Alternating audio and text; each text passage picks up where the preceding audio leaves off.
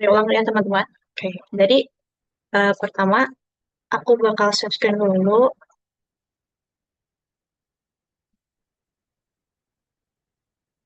Oke, untuk share screen aku apakah sudah kelihatan teman-teman? Bisa konfirmasi ya.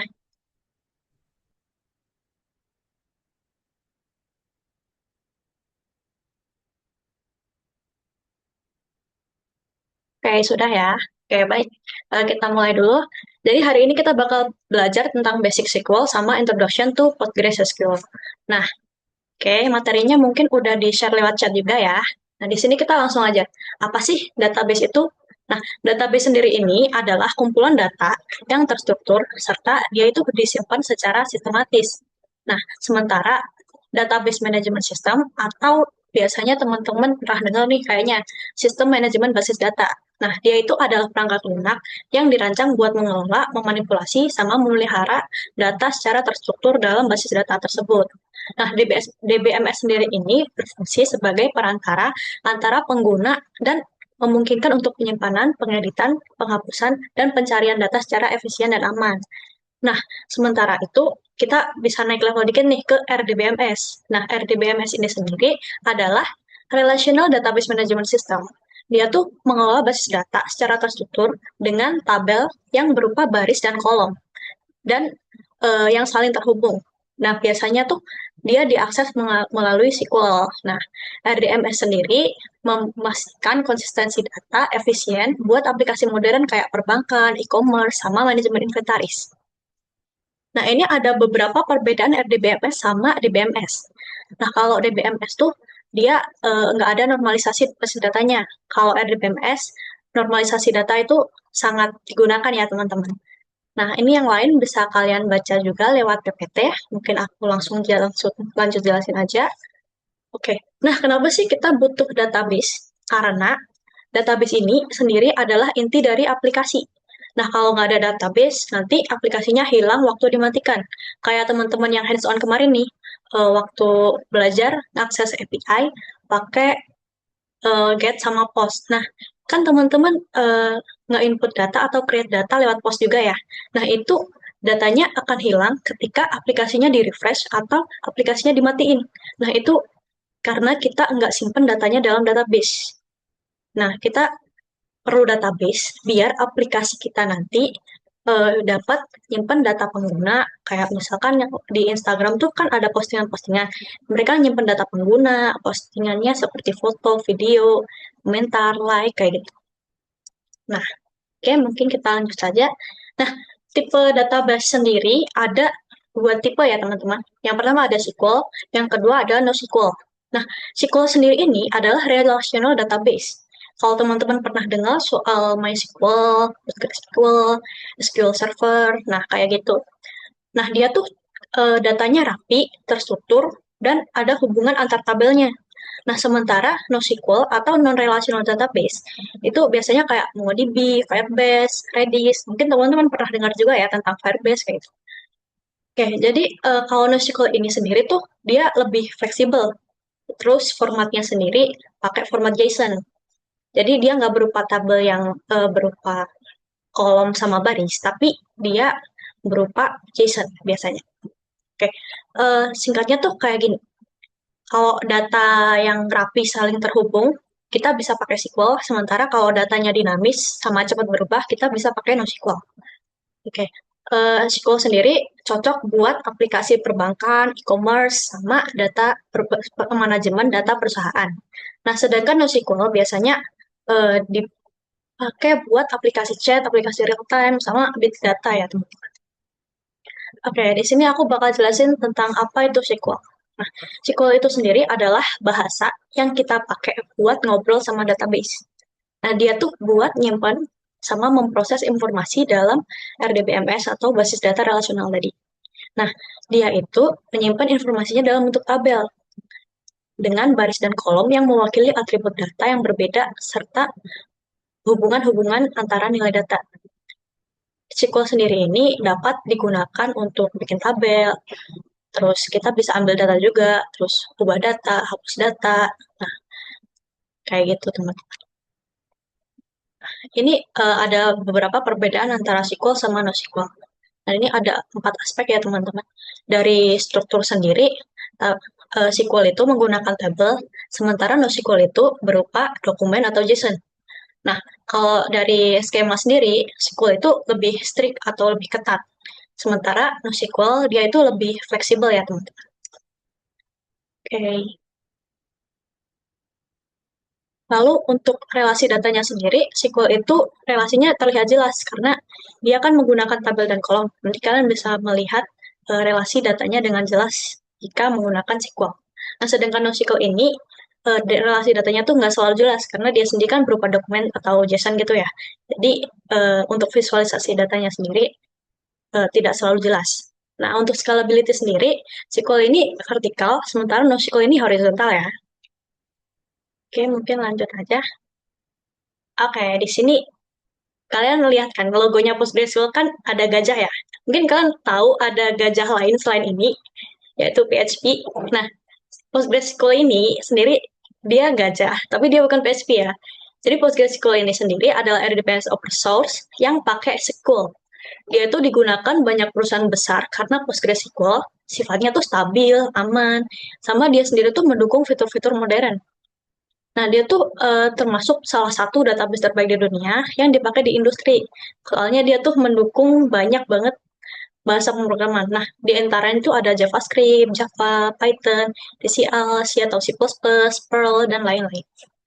Nah, karena itu kita belajar PostgreSQL biar berguna banget lah intinya buat karir backend developer. Oke, hari ini kita bakal belajar tentang Supabase juga ya, teman-teman. Jadi, Supabase ini sendiri tuh platform open source, platform open source yang mempermudah para developer buat membangun aplikasi dengan cepat tanpa membuat backend dari nol. Nah, salah satu fitur utamanya tuh ada database PostgreSQL yang siap pakai, lengkap dengan API otomatis dengan dukungan real time. Nanti kita bakal coba di sesi hands-on ya. Oke, di sini aku bakal bahas tentang struktur database. Nah, tadi kan aku bilang ada tabel yang berisi dengan uh, kolom sama baris ya. Nah, jadi kolom itu yang atas nih teman-teman. Ada ID, name, surname, age. Nah, itu termasuk kolom. Jadi ada kolom ID yang isinya ID 1, 2, 3, 4. Ada kolom nama yang isinya ada baris Jody, Jaden, Grace, Freddy. Nah, sementara baris itu yang bawah teman-teman itu termasuk baris. Nah, baris pertama ada ID 1 dengan yang namanya adalah Jody. Terus surname-nya adalah Tucker. Lalu dia umurnya adalah 34 tahun. Nah, dia tuh bentuknya kayak Excel. Jadi setiap baris itu satu record dan setiap kolom itu adalah jenis informasi tertentu kayak gitu. Oke, kita bakal lanjut ke primary key. Mungkin ada yang mau ditanyain dulu soal materi yang barusan sebelum kita lanjut ke primary key dan lain-lain.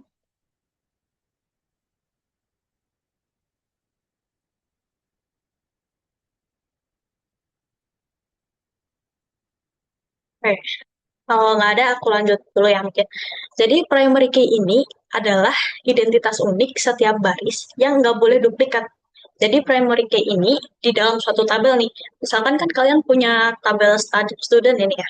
Nah, di student ini ada ID student yang beragam nih teman-teman. Kayak kalian kan punya NIM nih. NIM kalian kan nggak sama kan sama mahasiswa lainnya. Nah, itu adalah ID teman-teman. Jadi dia tuh bersifat unik dan tidak duplikat. Misalkan ada tadi kalian NIM-nya 1030 sekian, akhirnya 125 gitu. Nanti kan ada yang ID-nya 124, terus ada yang ID-nya 231, misalkan kayak gitu. Nah, dia tuh penting banget supaya bisa diidentifikasi secara unik. Jadi, tanpa primary key atau misalkan nih, kalian kan tanpa NIM, nanti kita bakal susah ngebedain satu data dengan data lainnya. Jadi, misalkan ada dua orang yang namanya eh, Muhammad Ilham gitu. Muhammad Ilham ada dua orang nih. Muhammad Ilham ada dua orang, tapi dia tuh NIM-nya kan berbeda. Jadi mereka nggak punya NIM yang sama, teman-teman gitu. Oke, lanjut foreign key. Nah, foreign key ini sendiri adalah key yang menghubungkan antara dua tabel. Jadi misalkan di sini kan kita punya tabel order sama tabel customers ya. Nah, di tabel customer sendiri ini adalah data-data customer yang bernilai identitas customer. Nah, misalnya nih ada nama lengkap, ada nama depan, terus ada nama belakang, ada umurnya, ada dari negaranya juga. Nah, sementara di tabel order sendiri ini, dia tuh berisi ID order, terus ada produk, terus total, sama customer ID. Nah, customer ID inilah yang disebut foreign key. Nah, foreign key ini, customer ID ini diambil dari tabel customer. Jadi, dengan order ID 1 yang dengan produk paper yang 500 itu, dia mengambil dari customer ID 5. Berarti orang dengan ID 5 dari tabel customer itulah yang membeli paper dengan total 500. Jadi Betty dulu ini dia membeli paper dengan total 500 gitu teman-teman. Ya foreign key ini sendiri tuh eh, berguna buat menghubungkan tabel ini. Tapi kalau misalkan kita ngambil foreign key dari tabel yang sebelumnya, tapi recordnya tuh nggak ada. Jadi misalkan customer ID nih cuma kan cuma 5 record ya. Nah, misalkan teman-teman ngambil customer ID 10 dari tabel customer. Nah, itu kan nggak ada ya teman-teman. Nah, itu nggak bakal nyambung teman-teman. Jadi intinya customer ID ini harus sesuai dengan record yang ada di tabel customer. Jadi kita bakal ngerti nih tabel order ini tadi ngambil pesanan siapa. Oke, jadi ini ada 4 command SQL ya teman-teman. Jadi sini ada DDL, DML, DCL, sama TCL. DDL ini sendiri dia ada beberapa perintah nih kayak create, alter, draw print name, truncate, comment. Nah itu beberapa perintah DCL, DDL. Sementara kalau DML tuh dia ada select, insert, update, delete, merge, call, explain pen, lock table kayak gitu. Nah DCL sendiri ini ada 2 perintah saja, sama TCL ini ada 4 perintah ya teman-teman. Aku bakal lanjut dulu. Oke, nah DDL itu kepanjangan dari Data Definition Language. Nah, dia tuh perintah yang dibuat digunakan buat memodifikasi tabel. Nah, dia bisa ngubah struktur tabel, menghapus tabel, kayak gitu. Nah, DDL ini sendiri fungsinya tuh buat ngatur struktur database, bukan isinya. Kayak contoh codingan yang ada di atas, kalian bisa create table, terus alter table, sama drop table. Nah, sementara data manipulation language ini sendiri atau DML, dia tuh perintah buat mengelola data yang udah ada di dalam table. Jadi, eh, oh sorry, jadi kita bisa memasukkan data ke table, terus bisa mengupdate data yang ada di table, terus kita bisa menghapus data yang ada di table, sama kita bisa ngambil data yang ada di table, kayak gitu. Jadi dia tuh ngatur isi datanya gitu, teman-teman.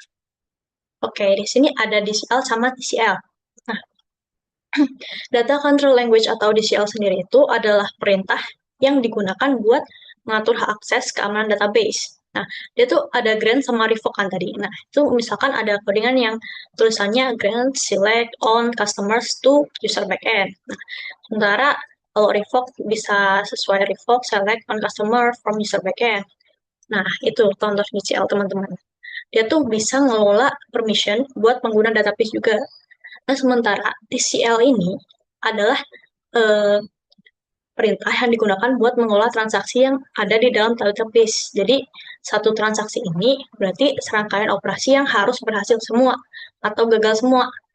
Jadi, nggak boleh setengah-setengah. Jadi, misalkan kalian punya mau insert 5 data, 5 data ini harus berhasil semua atau kalau misalkan salah satu gagal, dia bakal gagal semua gitu, teman-teman.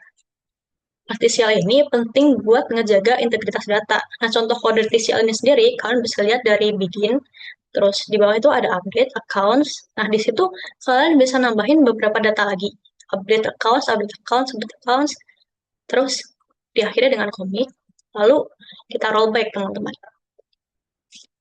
Terus kita bakal bahas tentang filtering dalam SQL. Nah, filtering itu proses mengambil data atau menyaring data dari tabel supaya dia cuma mengambilkan informasi yang sesuai kriteria tertentu.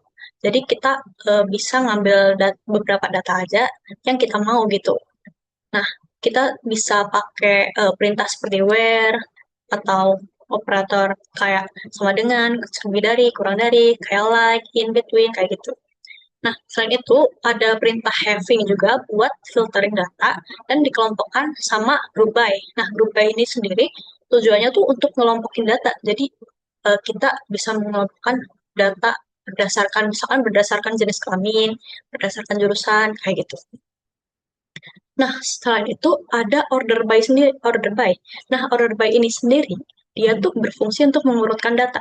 Jadi sesuai namanya, kalau order by itu ada dua perintah ya teman-teman. Ada ascending sama descending. Kalau ascending itu dari atas ke bawah, sementara kalau descending itu dari bawah ke atas. Sama limit itu untuk membatasi jumlah baris yang ditampilkan. Oke, di sini aku udah bikin tabel buat summary-nya ya, teman-teman bisa baca aja. Nah, selain where having order by limit sama distinct, nah di sini juga ada between, in, sama like. Nah, di sini juga ada contoh penggunaannya, nanti teman-teman bisa baca aja.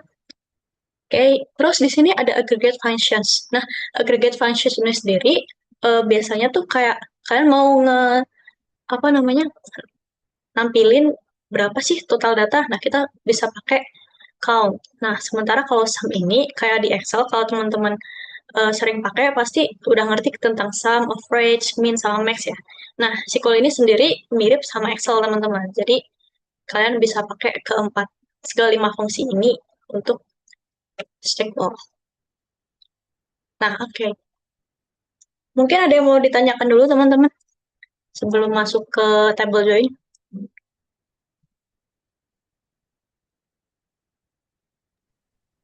Kak, mau nanya, Ya, silakan. tadi ini yang tentang DBS dan RDBMS itu yang lebih bagus tuh yang mana sih? Terus kalau emang RDBMS tuh lebih bagus, DBMS tuh masih dipakai nggak? Masih relevan nggak untuk dipakai sekarang? Oke, nice question.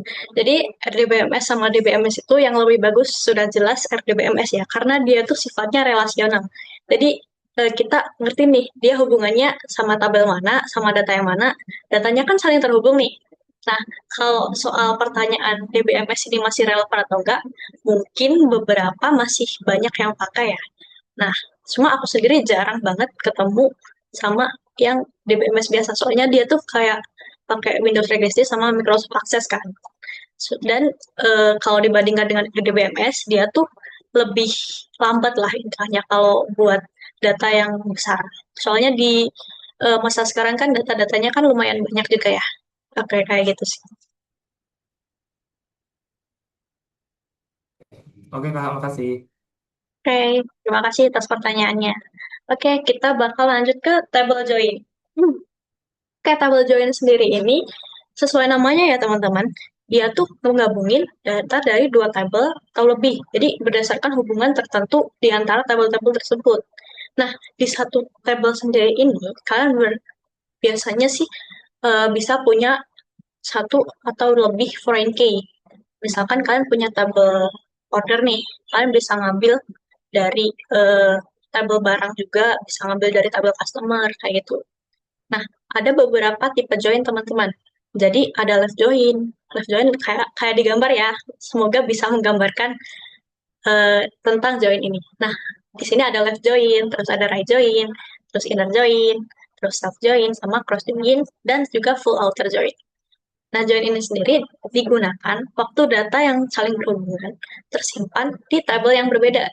Nah, jadi kan mereka kan perlu digabungin nih. Misalkan kalian mau uh, tampil data dari customer table dan sama data yang ada di order table. Nah, misalkan kalian punya satu data lagi nih, itu tuh dari tabel barang. Nah, kalian menggabungin tiga tabel ini. Kalian kan bisa pakai perintah select, terus kalian bisa join customer table, join order table, kayak gitu. Dia tuh ngambil pakai customer ID ke table ordernya, sementara table ordernya itu dia bakal ngambil ID dari barang di tabel barang gitu teman-teman. Oke, di sini ada gambaran buat SQL joins-nya ya. Ini juga ada perintahnya teman-teman. Jadi kalau eh, dengan ilustrasi diagram Venn kayak gini, data yang diambil adalah data yang merah teman-teman. Kalau inner join, dia tuh ngambil yang ada di A sama B. Sementara kalau left join, dia tuh ngambil dari A doang, karena A yang sebelah kiri gitu teman-teman. Oke, mungkin ini bisa dibaca sendiri ya. Oke, kita bakal lanjut ke normalisasi database. Nah, normalisasi database ini sendiri itu proses mengorganisasikan data ke tabel-tabel yang berhubungan buat mengurangi duplikasi atau redundansi. Nah, kita bisa menjaga integritas data dengan melakukan normalisasi database, teman-teman. Nah, proses ini dilakukan dengan memecah tabel besar. Jadi, tabel-tabel yang lebih kecil dan terstruktur, sehingga meminimalkan terjadinya anomali waktu memasukkan, memperbarui, atau menghapus data. Nah, tujuan dari normalisasi database sendiri itu buat menciptakan struktur database yang efisien, konsisten, sama mudah dikelola. Nah, gitu. Nah, normalisasi ini sendiri membantu memastikan bahwa datanya tuh disimpan satu kali di tempat yang tepat, sehingga bakal mengurangi kesalahan, pemborosan ruang penyimpanan, sama inkonsistensi data. Proses normalisasi sendiri dilakukan secara bertahap melalui beberapa bentuk normal. Nah, setiap tahap sendiri itu punya aturan tertentu buat meningkatkan kualitas desain database dan menghilangkan ketergantungan yang tidak perlu antara datanya. Nah, di sini ada beberapa, ada contohnya ya. Jadi, dia dimulai dari satu NF. Nah, datanya tuh disimpan di format tabel gitu. Nah, tiap kolom ini punya value ya, teman-teman. Nah, dia tuh nggak punya uh, array atau grup yang berulang gitu. Lalu kita bisa melakukan normalisasi dengan dua NF. Jadi dia tuh uh, dibagi lagi jadi dua tabel gitu teman-teman. Kita bisa pakai foreign key dan lain-lain kayak gitu. Oke, mungkin itu dulu buat materinya. Ada yang mau nanya dulu nggak sebelum sesi hands-on? Boleh nanya di chat juga ya, nanti aku baca.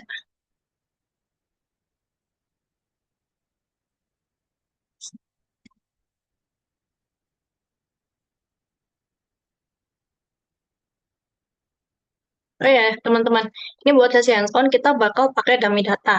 Nah, kalian bisa klik aja ini linknya, terus kalian open. Nah, ini ada data yang bakal kita pakai hari ini. Nanti kalian bisa tinggal copy paste aja. Oke, gimana ada yang mau nanya guys? Kak mau nanya, Boleh. maksudnya eh, boleh jelasin ulang nggak yang satu NF, dua NF itu? Saya masih kurang paham. Oh, yang normalisasi database ya. Oke, wait.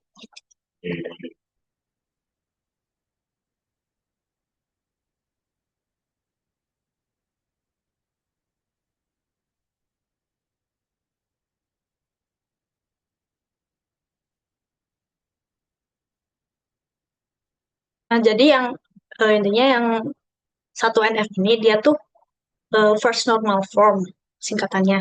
Nah, dia dia itu syaratnya tuh nggak boleh ada data ganda dalam satu kolom. Terus dia tuh nggak boleh ada daftar di suatu sel. Terus tiap kolomnya tuh harus sederhana gitu. Jadi contoh satu NF itu kayak misalkan nih kamu punya eh, tiga bahasa pemrograman nih. Nah, dia kan dengan tiga ID berbeda nih, satu, dua, tiga. Nah, itu kan isinya ada misalkan JavaScript, TypeScript, sama Java. Nah, itu tuh udah berupa satu NF. Sementara kalau contoh salahnya, ID-nya tuh cuma satu doang, tapi di dalamnya tuh eh, ada tiga bahasa pemrograman. Jadi kayak JavaScript, TypeScript, sama Java tadi itu ada di satu kolom yang sama. Itu adalah itu nggak boleh di satu NF. Sementara kalau di dua NF, dia tuh eh, advance-nya lagi dari satu NF, terus semua kolomnya yang non-key itu tuh harus bergantung pada primary key-nya. Jadi bukan semua segi bagian. Nah, misalkan eh, punya apa ya namanya? Customer ID, course, sama city. Nah, customer ID-nya tuh satu, course-nya tuh ada misalkan backend, terus city-nya tuh ada di Bandung. Nah, si titnya ini, dia tuh bergantung ke customer ID, bukan ke order atau course-nya. Nah, kalian bisa misahkan tabel ini ke tabel sendiri-sendiri. Jadi, kalian pisah tuh satu tabel ini, jadi tabel customer sama tabel orders. Jadi, si city ini nggak bakal bergantung ke customer ID, gitu. Sementara kalau 3MS tuh, dia tuh lebih advance-nya lagi dari 2NF. Jadi, kolom non sama aturan tambahan tuh kolom kolom non key nggak boleh bergantung ke kolom non key lain. Misalkan nih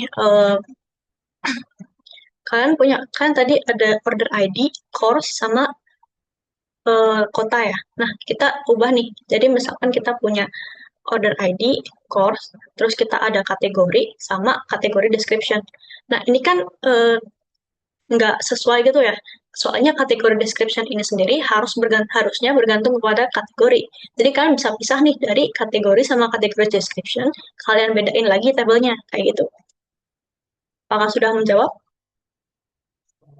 Berarti bedanya di banyak relasinya gitu ya, Kak?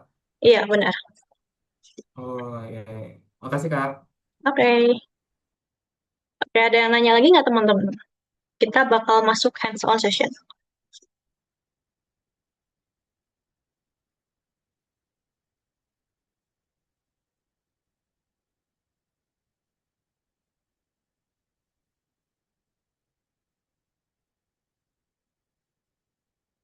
Oke, mungkin aku mulai aja ya hands-on sessionnya.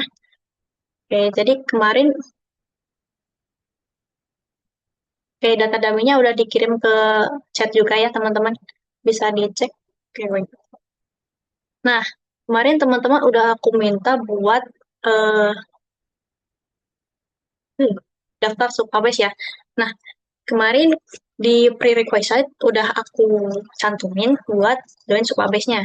Nah, kalian udah, misalkan kalian udah bikin project nih, kalian bisa langsung masuk ke project-nya. Buat yang belum bisa nambah project-nya lewat sini.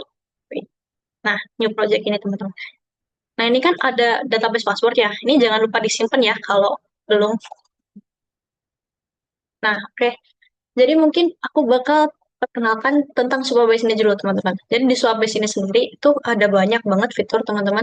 Terutama yang paling berfungsi tuh di real time-nya sama authentication. Nanti kita bakal kasih satu-satu tentang hands-on ini. Jadi pertama kita bakal hands-on tentang ini dulu. Wait. Wait. Oke, kita bakal hands-on untuk SQL-nya dulu ya, teman-teman. Nah, di sini ini ada table editor dan ini masih kosong. Nah, kalian sebenarnya bisa langsung create table langsung di sini, tapi kurang gimana gitu ya. Jadi kita mending pakai SQL langsung aja, teman-teman. Nah, kalian bisa ikutin ya, teman-teman. Jadi kita di sini bakal bikin tabel customers sama tabel order. Kita bisa pakai DDL, yaitu create table,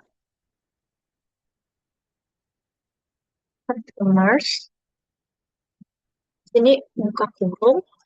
Nah, ini tabel customers ini sendiri dia tuh isinya ID, terus kita bilang bahwa dia tuh primary key. Jadi kita gini, ID serial primary key. Oke, lalu dia ada isinya ada name juga, dia berupa teks dan not null. Jadi namanya ini nggak boleh kosong ya kalau not null itu. Terus ada city atau kota, dia tuh berupa teks juga dan not null. Oke, nah jangan lupa titik koma ya teman-teman. Oke, baik. Oke, kita bisa run aja. Nah, kalau udah kayak gini, tabel kalian udah berhasil dibuat nih, teman-teman. Nah, kalian bisa cek dulu di tabel editor. Nah, di sini udah ada ID, nama, sama city. Nah, di sini kalau udah, kalian bisa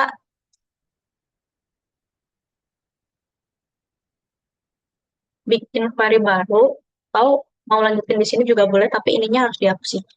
Jadi, buat teman-teman yang ketinggalan, mungkin bisa sekalian sama baca ini ya. Nah, di sini kita bakal create table orders. Ya. Terus kita buka kurung, dia tuh isinya ID, serial juga, primary key juga. Nah, terus ini ada course, dia itu bentuknya teks, dan sifatnya itu not null. Jadi nama course-nya nanti nggak boleh null. Gitu. Terus ada harga atau price, dia ledger, dan sifatnya not null. Dia nggak boleh kosong. Terus sama customer ID. Customer ID ini kita bakal tipe datanya adalah integer ya teman-teman. Nah, kita bakal jadiin foreign key. Reference itu dari customers ID. Customer ID ini adalah foreign key yang mengambil data dari tabel customers, yaitu ID. Nah, dia ngambil primary key-nya tabel customers, yaitu ID, gitu. Terus ada order date, yaitu perubahan date, gitu. Oke, jangan lupa titik koma.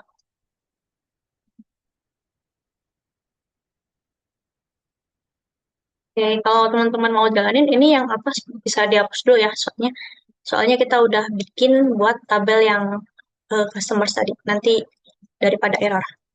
Oke, kita bisa run. Nah, kalau udah sukses no row return, itu berarti udah berhasil ya teman-teman. Kita bisa cek di tabel editor sendiri. Nah, tabel orders ini udah ada dengan 1, 2, 3, 4, 5. Ada 5 kolom ya. Oke, terus kita bakal insert data nih. Nah, insert data sendiri dari dummy data yang aku kasih tadi, teman-teman bisa copy aja.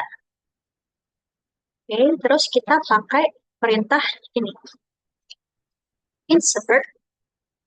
Nah, ini adalah materi tentang DML tadi ya teman-teman, Data Manipulation Language. Jadi, insert into, nama tabelnya adalah customers,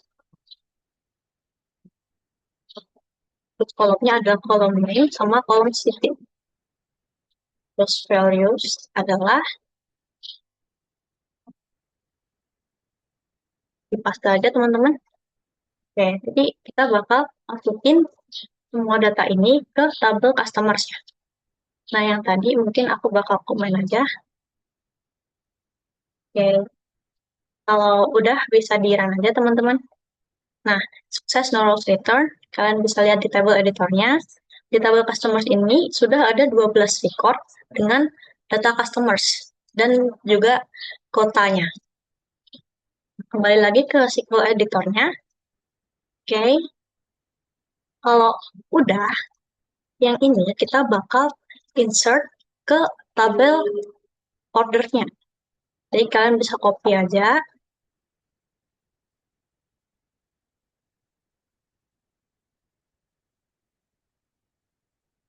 Kita perintah insert lagi. Insert into orders. Nah, kita bakal insert ke kolom course, terus sama kolom price, customer ID, sama order date.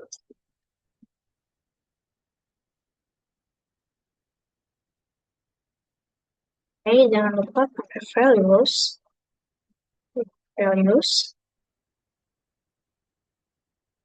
Nah, recordnya adalah ini. Oke, kalau udah tinggal di-run aja. Oke, nah di tabel sendiri udah ada 52 record tentang orders teman-teman. Nah, dari record ini kita bakal mengimplementasikan filtering, join, kayak gitu ya teman-teman.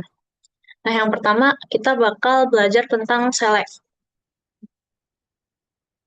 Oke, jadi untuk select sendiri kita tuh digunakan buat ngambil data. Jadi select yang paling basic tuh select all teman-teman. Select all tuh bisa pakai bintang. Nah, bintang ini sendiri berarti ngambil semua data ya teman-teman. From. Nah, terus diikuti sama nama tabelnya. Kan dari tabel customers. Kita bakal run. Nah, dia tuh ngambil semua data yang ada di tabel customers. Oke, jadi kalau pakai bintang, kalian bisa ngambil semua data yang ada di customers. Nah, sementara itu, eh,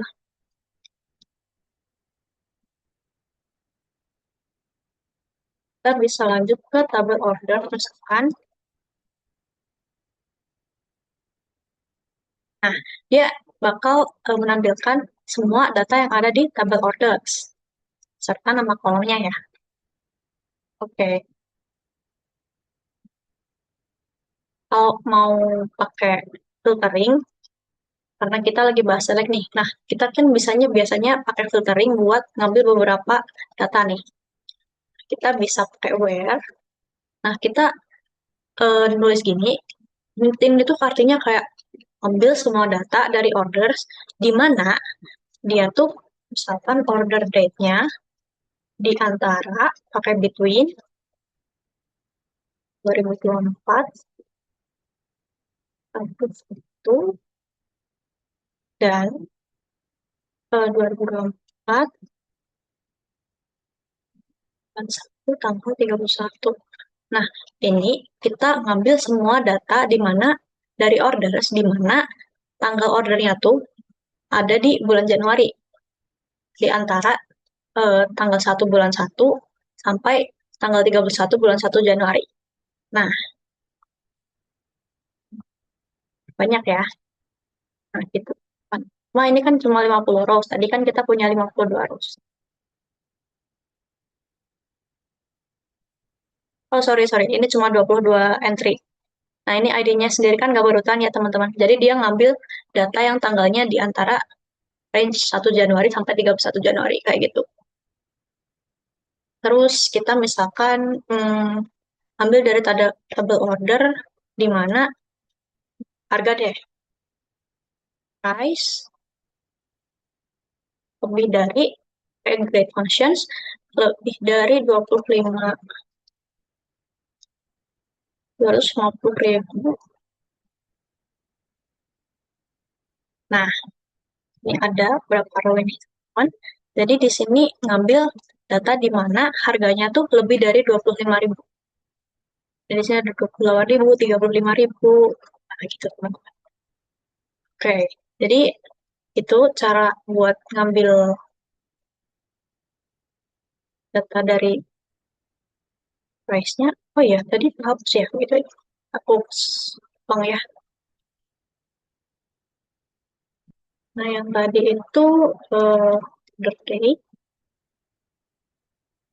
itu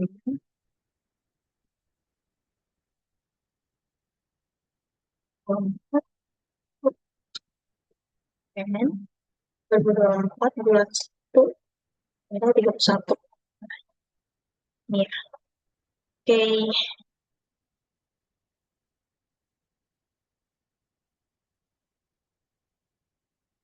Ini 3 query yang kita praktekkan hari ini.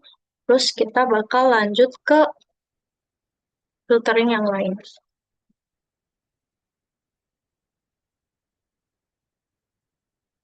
Nah, kita misalkan mau ngambil dari tabel orders lagi deh. Orders, di mana dia tuh mengandung course. Course-nya tuh mengandung kata SQL misalkan. Like. Jadi like ini bisa diimplementasikan kayak gini, teman-teman. Persen, SQL, persen. Nah, kayak gini. Nah, sini kan kita memunculkan beberapa course yang memang ada kata SQL-nya. Nah, ini ada PostgreSQL, SQL untuk pemula, ada SQL dasar, kayak gini, teman-teman. Nah, dia tuh ngambil yang mengandung kata SQL, kayak gitu. Ada yang mau nanya dulu nggak?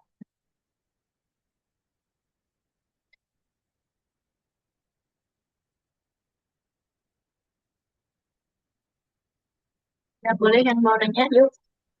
Kak mau nanya, Ya, tadi kan selectnya itu kayak spesifik semua. Gimana tuh kalau misalnya selectnya itu biar dari usernya gitu? dari Misalnya, usernya. misalnya mau search gitu, gimana Kak? Oh, ini. Jadi, ini kan kita mau search yang mengandung SQL. Nah, ini mengimplementasikan search. Jadi, kalian mau nyari order yang punya kandungan SQL. Jadi, di ordernya, di course itu sendiri, dia tuh ada kata yang mengandung SQL. Nah, kayak gini. Ini kan juga termasuk search kan? Atau bukan ini yang dimaksud? Ya itu kan kayak mengandung SQL kan dimasukkan langsung ke database-nya tuh. Kalau Mhm. misalnya diketik dari UI, gimana ya? Oh, Kalau dari misalnya usernya. dari usernya ya, Oke, itu oke, gimana? nanti nanti aku bakal kasih contoh buat di Express-nya. Jadi ditunggu sampai akhir. Oke, Kak, siap. Oke. Terus kita mungkin lanjut dulu aja ya, guys. Kita misalkan mengimplementasikan tentang order by sama limit. Nah, kita bisa langsung, oh iya, nih, karena kita dari tadi pakai bintang, ini kita bakal ngambil misalkan dari course-nya doang. Sama price. Nah, jadi kita bisa ngambil sesuai nama kolomnya doang, guys. Jadi, kalian mau ngambil nama course-nya sama harganya doang. Jadi, kalian bisa nulis gini, terus from orders, di mana, wait, kita mau implementasikan, oh ya, order by, price, descending. Nah, oke, sekarang, nah, dia tuh dari yang terbesar menuju ke terkecil. Kalau sending,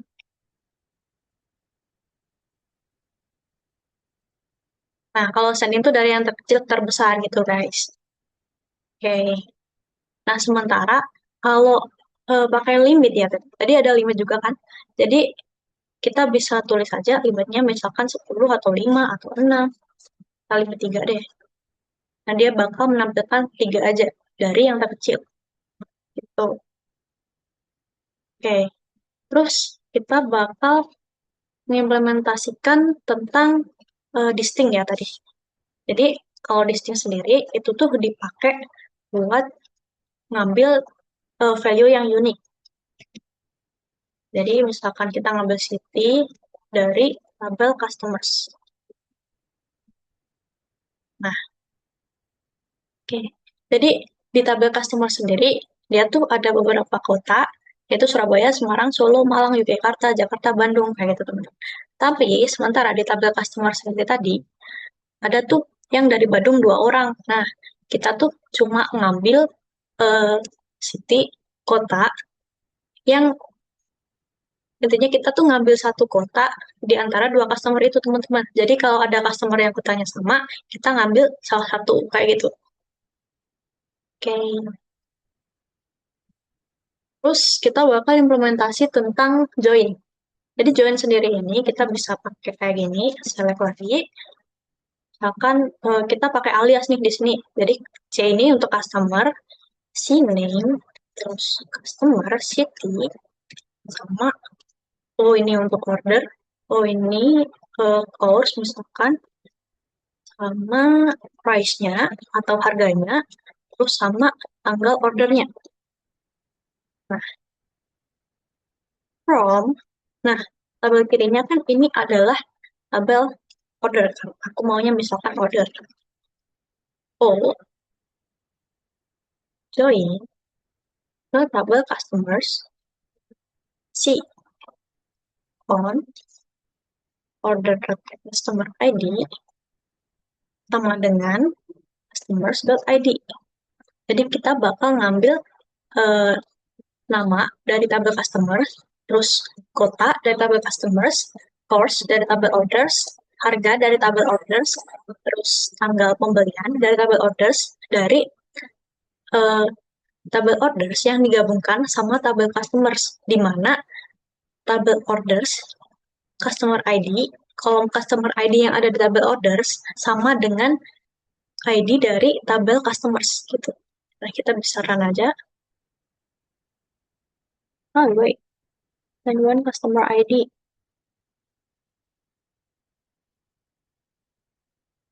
Ini on mulai. Wah ini ya.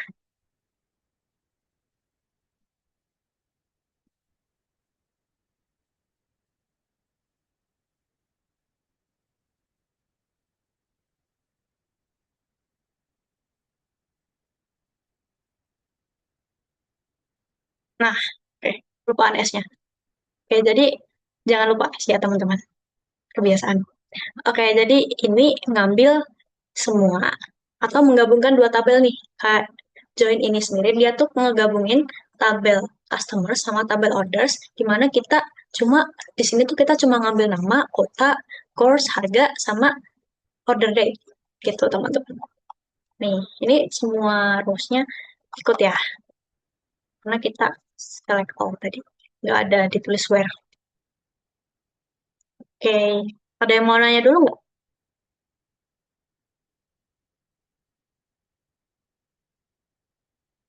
Kalau nggak ada, aku lanjut ya. Bentar lagi habis soalnya.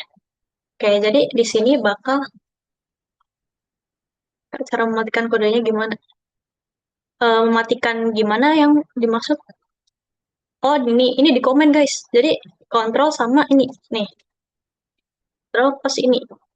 Kalian pencet aja di komen.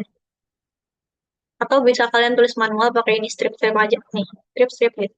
Itu cara nge-comment. Oke, aku lanjut ke group by sama having ya. Oke. Jadi di sini kita bakal coba select city customer. Terus kita bakal pakai sum dari orders price. Sebagai kita bakal read eh, kolom ini sebagai total, lalu ambil dari tabel orders SO join dengan customers SC. Nah, di mana tabel O dot customer ID sama dengan tabel C dot ID. Nah, di sini kita pakai group, group by. Kita bakal kelompokkan dari kota deh. Group by city, di mana sumnya dia tuh lebih dari 500.000 misalkan. Oke, jangan deh. Hmm,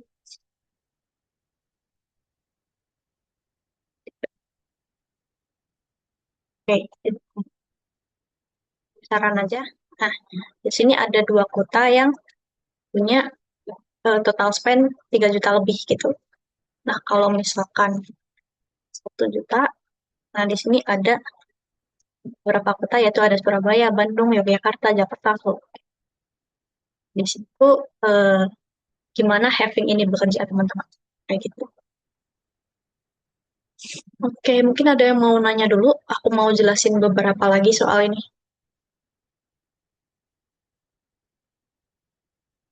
Yuk, yang mau nanya, yang mau nanya.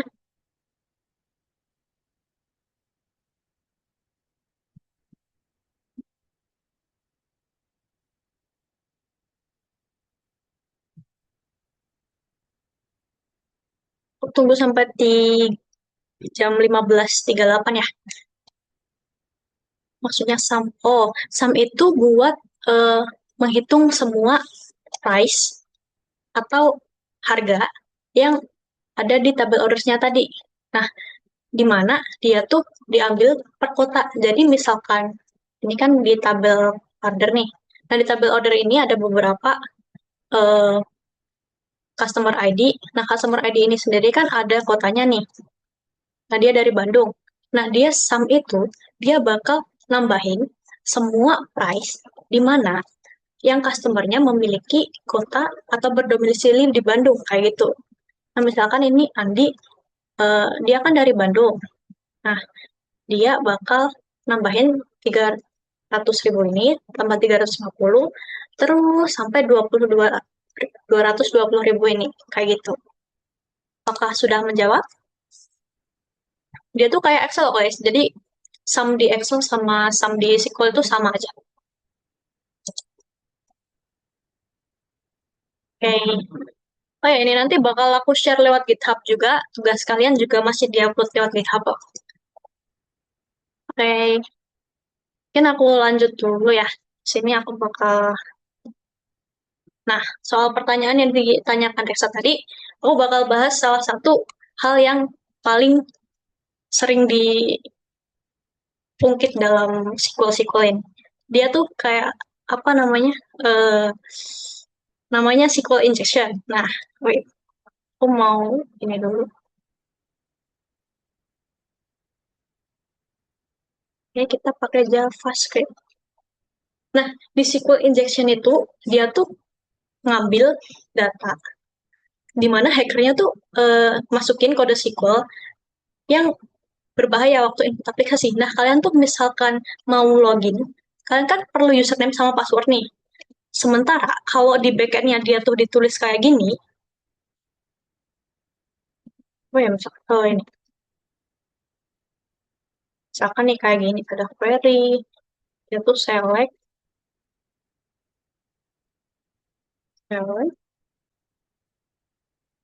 from users, where. Nah, username, username, terus begini, misalkan apa ya, USR, terus disimpan di variabel lah kayak gitu. Terus sama eh,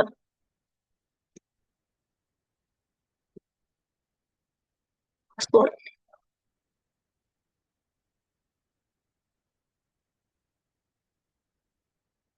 Oh ini lupa sama dengan dari username sama dengan dan password sama dengan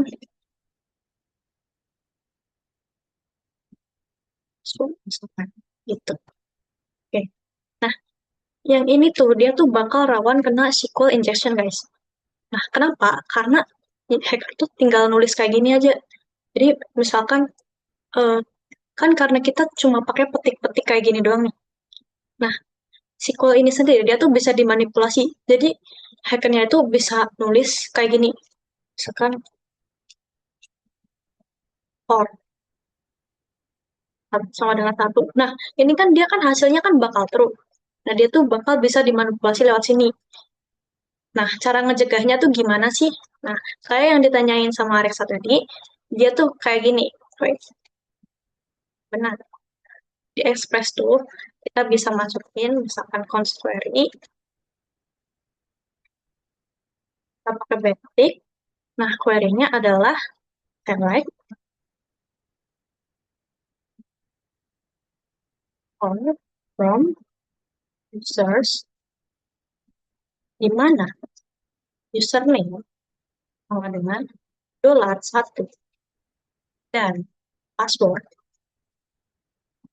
sama dengan $2. Oke, okay. Ini ya. Nah, await, terus db.query, wait. Nah, misalkan kalian udah punya variabel database-nya, nah kalian tinggal gini, db.query, terus query-nya tadi dimasukin, sama array ini yang bakal dimasukin ke query-nya. Jadi di sini ada username, variabel username yang ditangkap dari user tadi, sama variabel password, usn sama password. Nah, kayak gini. Jadi, kalian misalkan mau login nih, kalian tinggal masukin username sama password, dan dia tuh nggak bakal kena SQL injection karena dia nulis query-nya kayak gini. Tuh, gimana Rex? Apakah menjawab? Nah, maksudnya $1 sama $2 itu apa, Kak? Dia urutannya di array. Jadi di sini kan username kan ada di urutan ke-1, sementara kalau password ini ada urutan di kedua. Nah, kalian mau misalkan nambahin variabel baru di sini, kan apa gitu, eh, nama misalkan name-nya sama dengan $3. Nah, namanya tuh ditaruh di sini, ketiga ini. Nah, kalau misalkan ini langsung ketiga gitu, nggak ada satu, dua, tiganya gitu, ini itu tuh kalian harusnya bisa, cuma kalian harus mengosongi dua value. Jadi dia bakal ngambil value terakhir di array tersebut. Gitu. Oke, ada yang mau nanya nggak?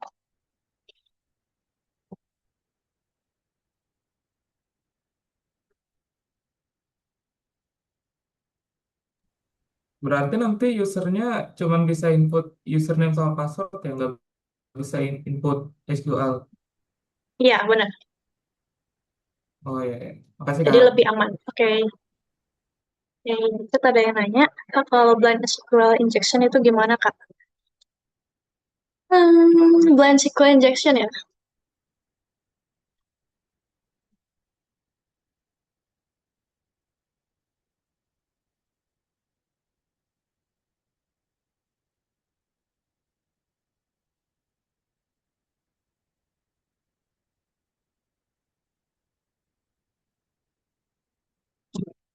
Dia tuh kayak apa ya?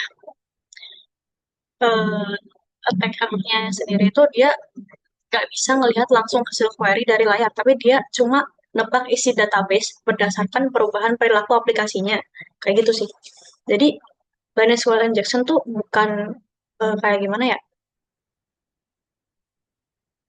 Artinya dia tuh sama, pakai kayak gini. Cuma, jadi dia tuh cuma nebak username sama passwordnya. Kayak gitu. Apakah menjawab siapa tadi? Zusla Romero.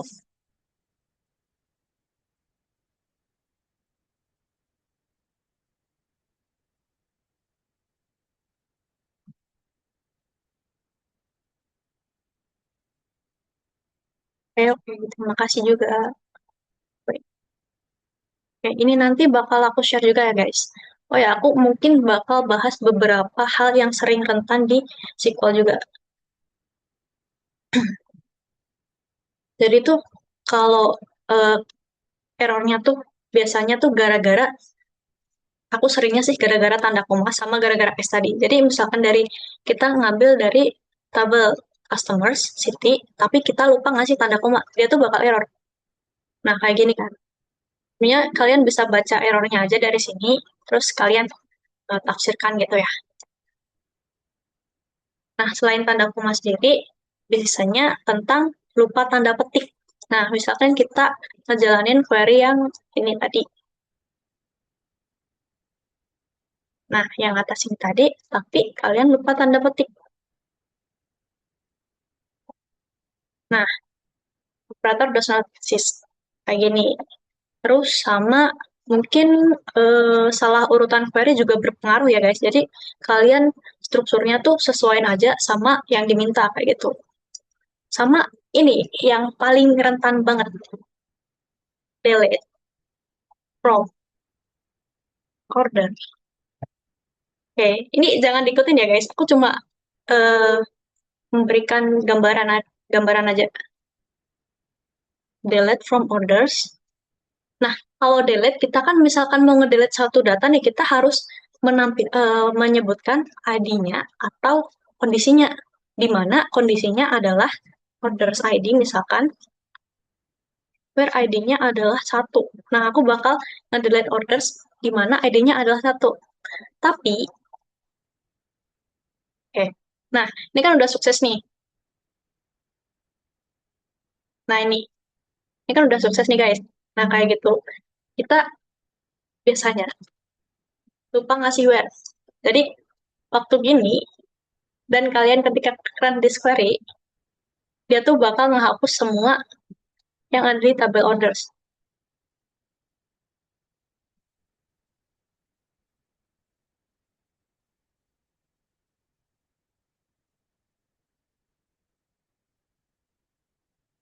Nah, kan dia kehapuskan kayak gitu. Jadi intinya kalau uh, update tabel atau mau delete dari sebuah tabel, kalian jangan lupa pakai where. Itu aja sih advice dari saya. Kayak ada yang mau nanya lagi nggak?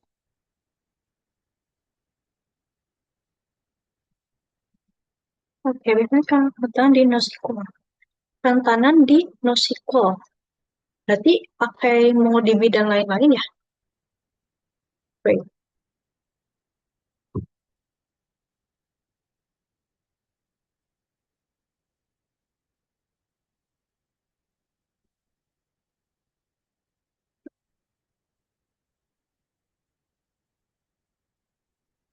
Oke, kalau nis, oh wait. Nah, oke.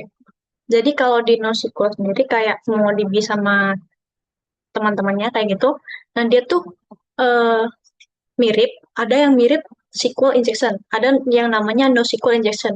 Dia tuh terjadi waktu input usernya langsung dipakai ke query NewSQL-nya.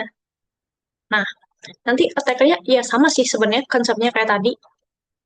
Usernya bisa eh, dikasih value dengan null kayak gitu misalkan. Dia bisa bypass login tanpa ngerti passwordnya kayak gitu. Nah, selain itu ada apa ya namanya? Data leakage juga. Jadi ini kan paling sering ya. Jadi ada beberapa. Intinya NoSQL tuh gimana ya? Dia lumayan banyak, tapi pencegahannya juga lebih oke gitu guys. Gitu aja sih. Apakah ada yang mau nanya lagi? Oh iya, gimana? Apakah menjawab contoh kerentanannya sama kok kayak SQL injection? Oke. Oke, mungkin aku bakal bahas tentang Supabase Out. Nah, di sini sendiri, di Supabase ini ada tabel tentang autentikasi, teman-teman. Jadi, tabel user ini sendiri bisa dikaitin sama tabel kita yang ada di tabel editor sini. Nah, dia tuh kita bisa bikin usernya manual kayak gini, atau kita bisa invitation aja masukin user email kayak gitu. Sebab di sini sendiri kan fiturnya banyak ya teman-teman. Nah, di sini kita pakai database real time juga bisa. Terus ini database storage itu buat nyimpen gambar, terus video dan lain-lain. Kayak file juga bisa. Nah, tapi Supabase ini ada limitnya teman-teman. Nah, dia tuh ada project statusnya ini bisa dilihat di apa namanya dashboard ya teman-teman. Nah, dia tuh ada limitnya. Jadi misalkan dia berapa sih? Aku lupa berapa, tapi dia nggak sebebasnya gitu teman-teman. Jadi kalian cuma punya akses ke free free-nya Swabase. Kalau mau di upgrade sih terserah ya teman-teman. Cuma ini versi free-nya aja. Oke, ada yang mau nanya lagi nggak? Aku mau bahas soal tugas. Yuk nanya yuk.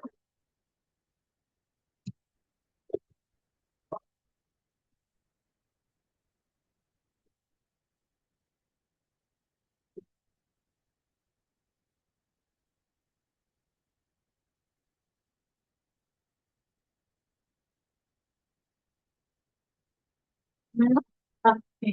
Bagian third flight itu harus ada persennya ya. Persen ini sendiri gunanya tuh buat gini. Wait, harus mulai lagi. Bentar.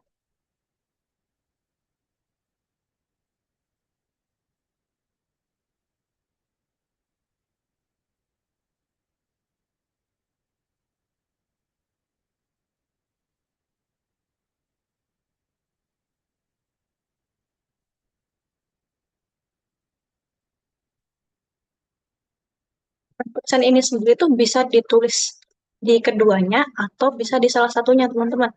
Jadi kayak, oh iya, wait, aduh, bisa aku drop ya? Kayak kurang dulu. Nah, oke.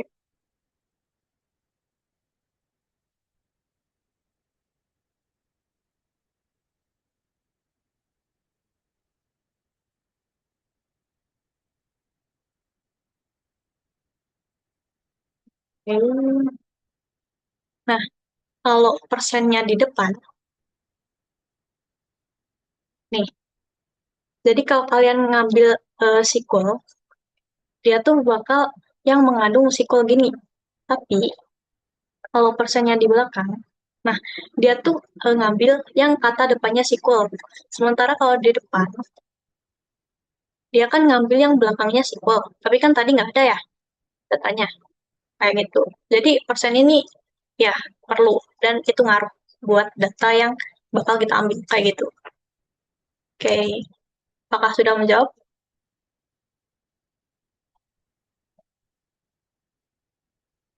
Oke, oke guys, mau bahas soal tugas ya. Oke, mungkin aku kasih summary dulu buat materi hari ini. Nah, kalian bisa baca juga ya. Jadi database ini dipakai buat nyimpen data secara permanen dan terstruktur buat aplikasi kita. Sama RDBMS plus SQL atau PostgreSQL yang barusan kita baca ini. Barusan kita pelajari ini, dia tuh cocok buat sistem yang relasi data yang butuh relasi data jelas. Nah, data ini sendiri kan disimpan dalam tabel dengan ada kolom sama baris ya. Nah, dia tuh harus punya primary key sama foreign key buat relasi antar tabel. Nah, untuk DDL sama DML sendiri ini sendiri, itu tuh buat ngatur struktur tabel, sama kalau DML kan buat mengelola isi data. Nah, filtering ini, dia berfungsi buat ngambil beberapa data yang relevan gitu. Nah, kalau join sendiri, dia kan menggabungkan data dari beberapa tabel. Nah, selain itu ada normalisasi database. Dia tujuannya buat mengurangi duplikasi sama menjaga kualitas data. Oke, kayak gitu sebenarnya. Oke, jadi tugasnya di sini ada 4 soal ya guys. Semangat mengerjakannya karena ini cuma selek-selek doang kok. Nah, yang pertama, kalian disuruh untuk menampilkan data customer, data kota, judul buku, harga, sama tanggal order untuk customer dari Bandung atau Jakarta. Jadi, ambil customer yang kotanya adalah Bandung atau Jakarta dan harga bukunya lebih dari sama dengan 180.000. Nah, lalu urutkan dengan harga tertinggi ke terendah. Terus kalian bisa cari total belanja per kota, terus tampilkan dengan kota total belanjanya yang lebih dari 3 juta. Terus yang ketiga, kalian nampilkan daftar pesanan yang memenuhi syarat. Nah, itu tanggal ordernya dari 1 Februari sampai 31 Maret 2024. Terus yang kedua, judul bukunya mengandung kata SQL atau PostgreSQL, kayak yang aku contohin tadi. Terus kalian harus tampilkan nama customer, kota, judul buku, harga, sama tanggal order ya. Oke, terus kalian harus urutkan berdasarkan tanggal terbaru ke terlama. Terus yang nomor 4 ini, kalian ambilkan nama customer, kota, jumlah buku yang baru yang dibeli, terus total uang dihabiskan, sama rata-rata harga buku yang dibeli. Nah, ini semua query-nya ada di materi guys. Nanti kalian bisa review lagi ya. Oke, terus kalian cuma ambilkan customer yang membeli minimal 4 buku. Terus kalian harus mengurutkan dari total belanja yang tertinggi. Ini ada expect outputnya, jadi nanti output kalian harusnya kayak gini. Jadi nomor satu harus ada yang pertama value-nya adalah Budi, terus dilanjutkan dengan Karin, sama Andi, kayak gitu. Dan seterusnya, kayak gitu. Yang nomor dua ini cuma ada dua kota ya teman-teman, jadi outputnya harus sama kayak gini. Terus yang nomor tiga cuma ada dua value juga, keduanya adalah Dewi. Terus yang keempat ini ya, ada banyak value ini, aku tulis tiga doang. Nanti harus kayak gini ya. Terus di sini juga ada beberapa referensi materi tambahan sama buat latihan. Nah, aku sendiri sering latihan di HackRank ini teman-teman. Nah, kalian bisa login aja atau bikin akun dulu di HackRank. Nah, kalian ada banyak ini challenge buat SQL Basic sama Intermediate gitu. Nah, di sini ada banyak teman-teman, kalian bisa ngelatih SQL di sini. Oke, selain itu ada di SQL Zoo. Nah, kalian bisa kunjungi aja websitenya. Nanti kalian diminta beberapa latihan SQL di sini. Nah, kayak gitu. Oke, mungkin itu aja dari aku, teman-teman. Terima kasih sudah menghadiri study group ke-6 kita hari ini. Sampai jumpa di sesi study group ke-7 selanjutnya, yaitu 2 minggu lagi. Karena kita bakal libur puasa dulu ya, teman-teman. Oke, itu aja teman-teman. Terima kasih. Bisa balik ke main room ya.